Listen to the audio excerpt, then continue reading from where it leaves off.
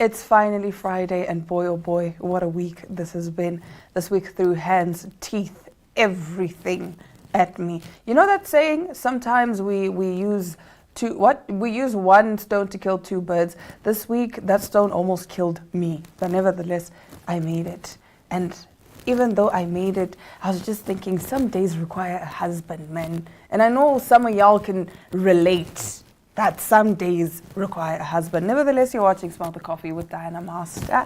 Again, I'm flying solo today, but that doesn't mean the show is going to be any less interesting. So we start off with some hot news, which is, of course, the Miss Universe drama. So what began as a standard event for beauty queens, we do apologize. We are experiencing a little bit of technical difficulties, but I think we've got it all figured out now. So what began as a standard event for beauty queens turned into a major moment of reckoning at the 74th Miss Universe pageant in Thailand. On 4 November 2025, during a live stream pre-pageant ceremony, contestants representing countries around the world sat before director Nawat Itzhara-Griesil. Tensions erupted when he publicly confronted Mexico's contestant Fatima Bosch, accusing her of refusing a promotional photo shoot and failing to support the host country. Itzhara-Griesil interrupted Bosch, calling her a dummy, and summoned security to remove her, and in an instant several other contestants, including the reigning Miss Universe, walked out in protest. The walkout went viral, triggering global backlash and questions about respect and power in pageants. Now, Itzhara-Griesil has apologized. He has issued a public tear-filled apology at a press conference, and in a video message he said, "I am human. I don't want to do anything like that. If anyone was affected or uncomfortable, I apologize to everyone. I respect all of you." The Miss Universe organization responded by limiting Itzhara-Griesil's role in the competition and sending their CEO Mario Bucaro to Thailand to ensure the rest of the pageant proceeds with dignity, respect and professionalism. Now we actually have footage of both of those apologies, so let's take a look. Past few days ago, it's a lot of things happening to me, you know that already. It's very hard to control our group to move on forward all the time. We cannot working through like the other group, so I am the human. I didn't want to do anything like that, but I cannot clear myself and my team and the delegate, and we stuck for our sponsor all the time. So that's why I do apologize if anything affect to the girl contestant and the fans around the world. This is I please accept my apology.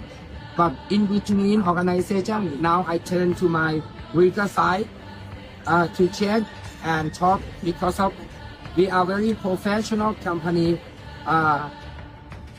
I would like to talking by the paper and not in the public all the time, because of the public without things fly or read it on carefully, it affects with everyone. So I do hope I will continue the concept of each universe, because of I think it's all delicate and the woman is empowered. But empower must be quality and work together too, and respect too. Do not worry. By the way, I will take care very well from now until the end of 24th meeting. Yeah. So for international fest, I didn't say dumb head even 1 second. So could you please check it again in our Facebook, Miss Universe Thailand. I said damn it. If she believe and listen, national director is damn it to you or to the queen, I forgot it. But I said damn it, not dumb head, not dumb head. Okay. I am a human. As everybody know, past few days, a lot of pressure that I would not like to say again, but it already passed. I think you must be understand the pressure is a lot. I am the human. Sometimes I cannot control. But by the way, I have not intend to harm anyone, because I respect all of you. But sometimes I have to say, I am so sorry it's happened. I want to give this opportunity to, first, I have to apologize for the delegate. If anyone affected and not comfortable, it happened. I'm so sorry. And also, I will sorry for Universe fans around the world too. But I wish all the true message must be the right. Because I saw so many messages like some word I didn't say that before. Please check everything in our website. Still keeping posting there. Because someone they put very bad word on the post. So they're sharing together. By the way, it's past. Okay?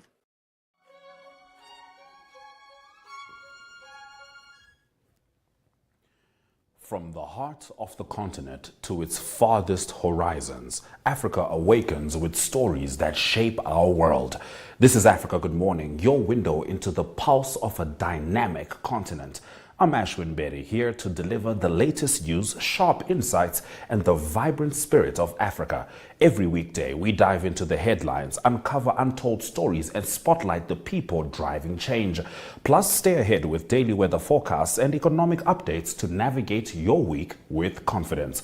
With direct coverage from our correspondents on the ground, we bring you in-depth access to Africa's beating heart. Mondays, Mike Situla reports from Zambia. Africa Good Morning. Tuesdays, Talent Gore covers Zimbabwe. Africa. Wednesdays, Rorisang Mohojwe brings Botswana's news. Dumela, Rorisang.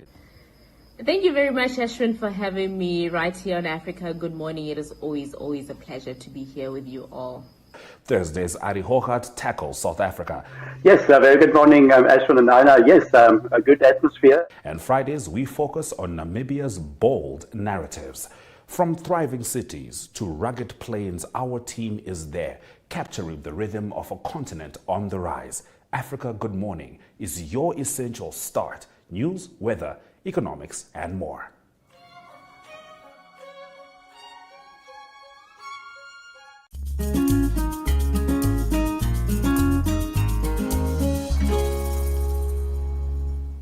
You're still watching Smell the Coffee. Now, I want to find out, does beauty have an age restriction? And if you seem to think so, let's take a look at this next video and you let me know what you think.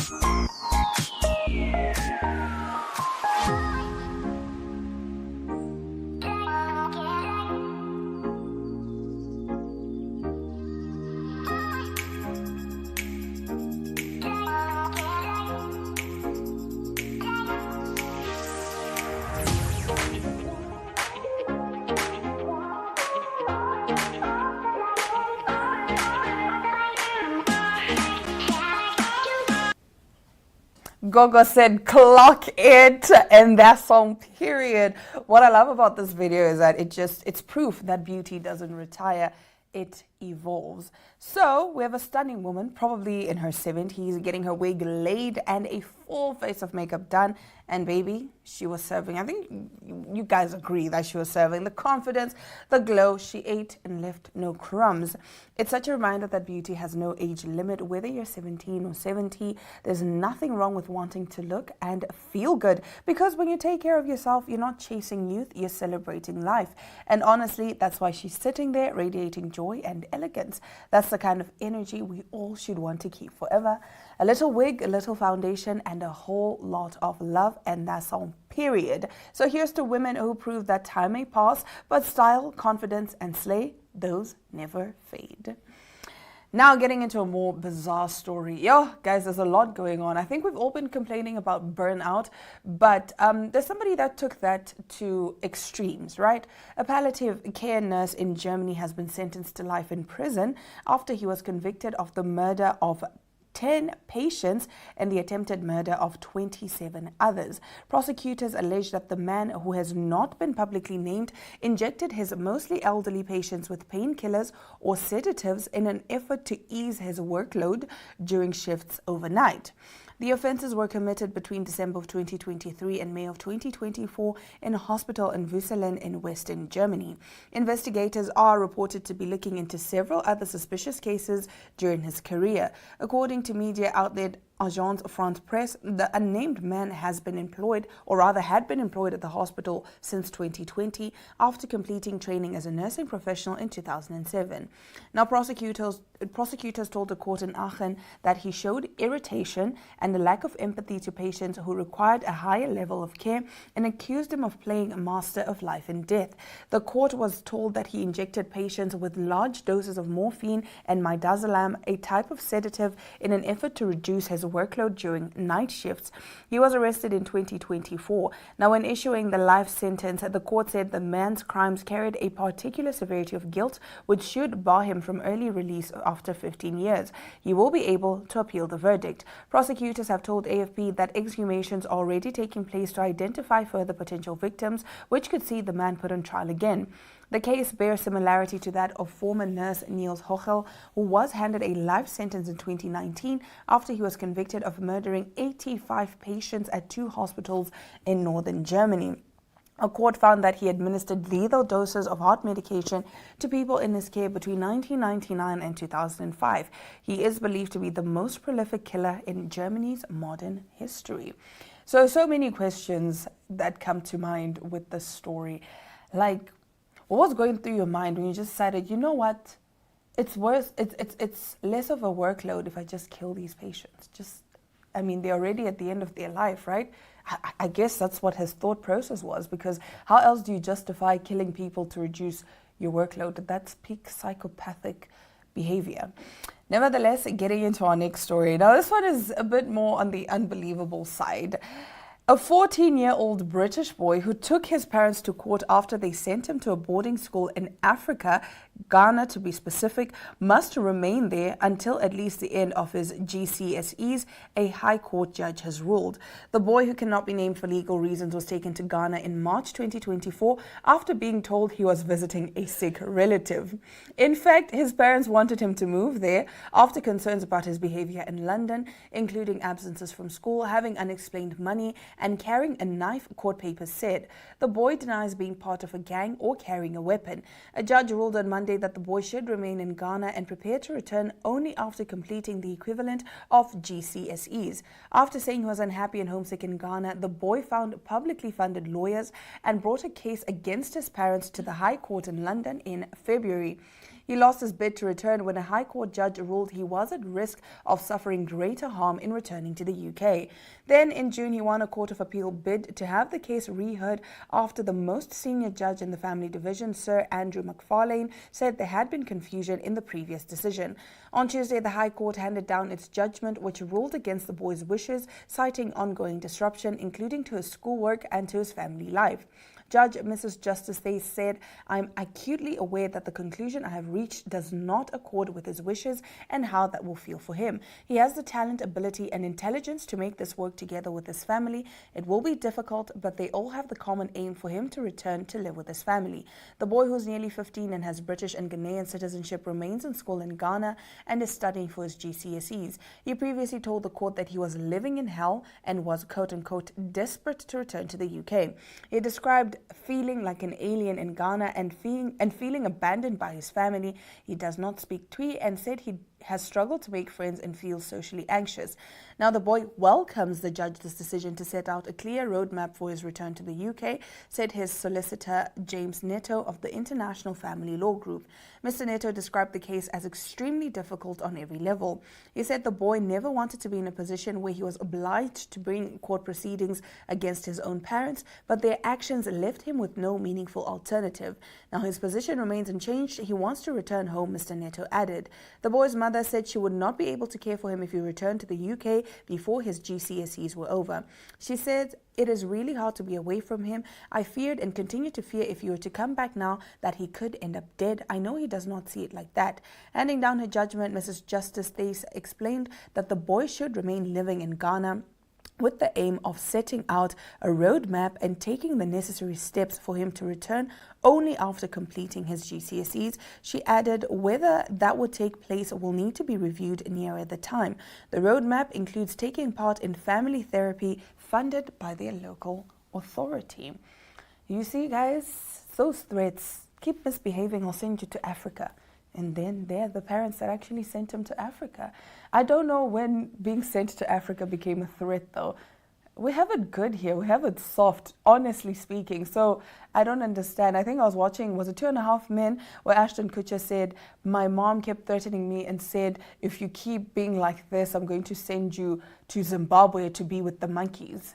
And I just said, oh. Alrighty. But nevertheless, that brings us to the end of our top stories. Now, right after this, we are talking the Restoration concert. Stick around.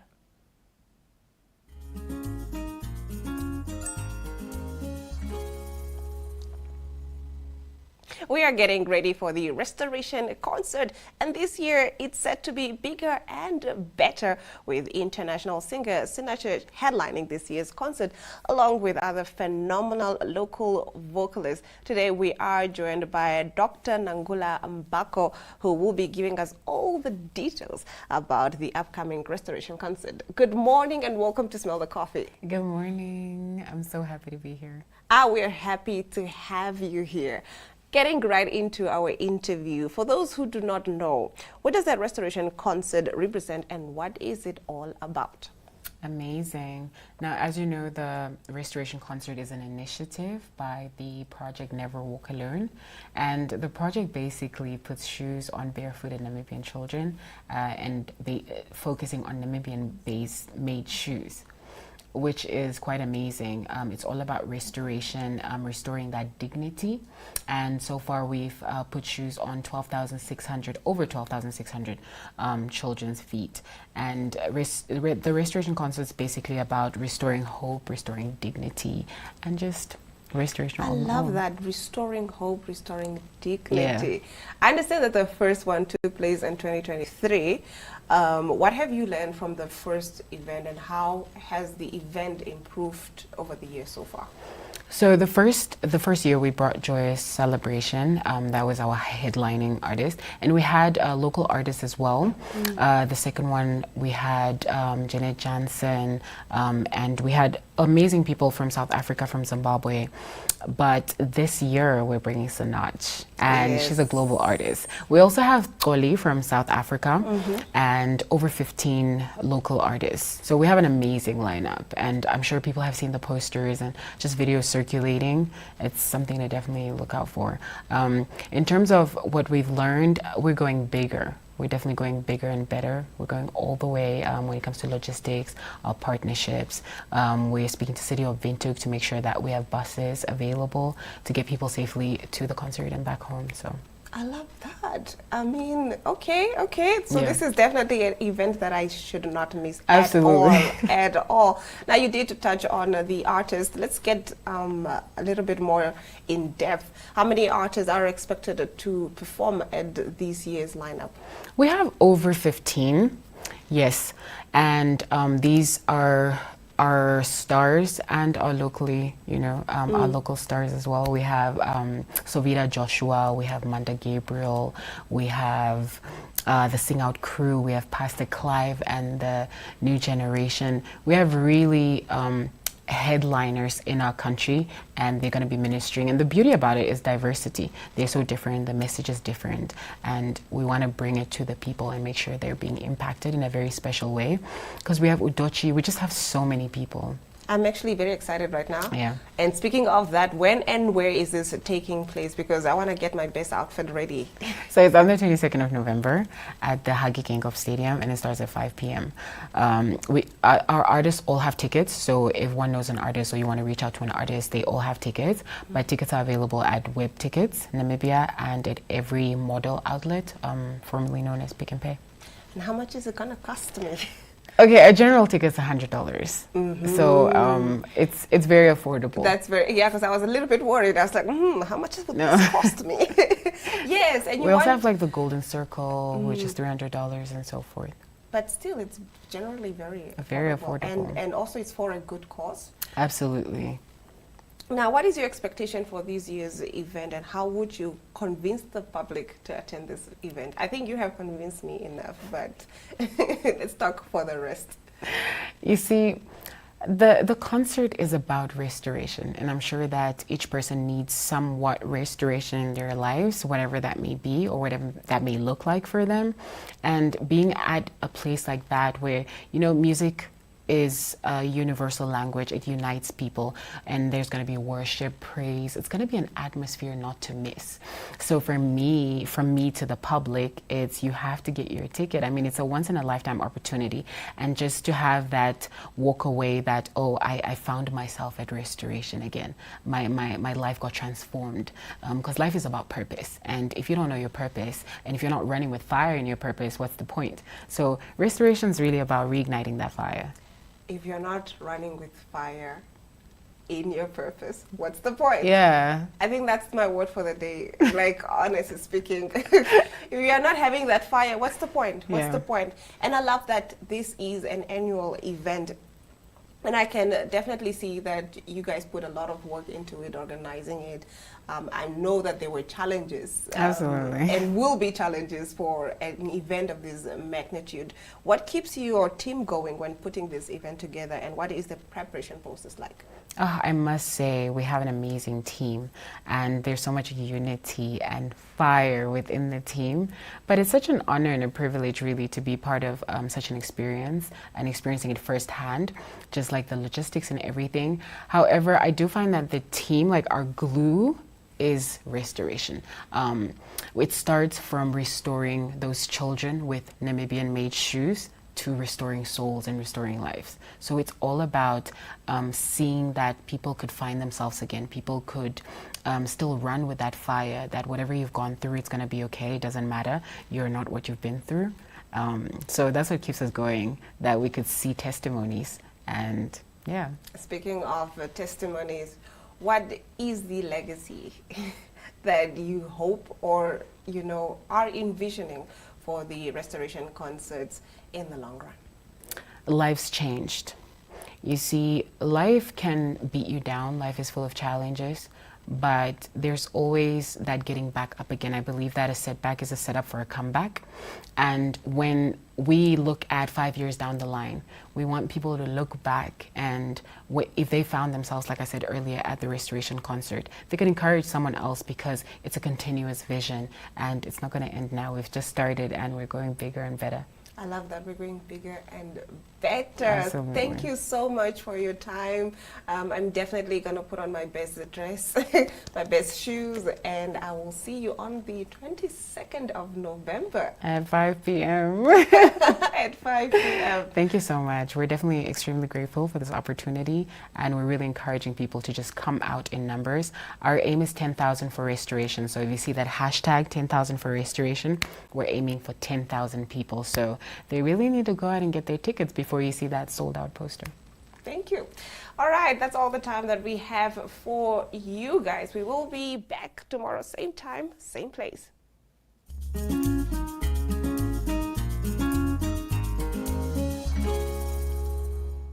And that's it for this week. Okay, this is a wrap for Smell the Coffee for this week. It's a wrap for today's episode.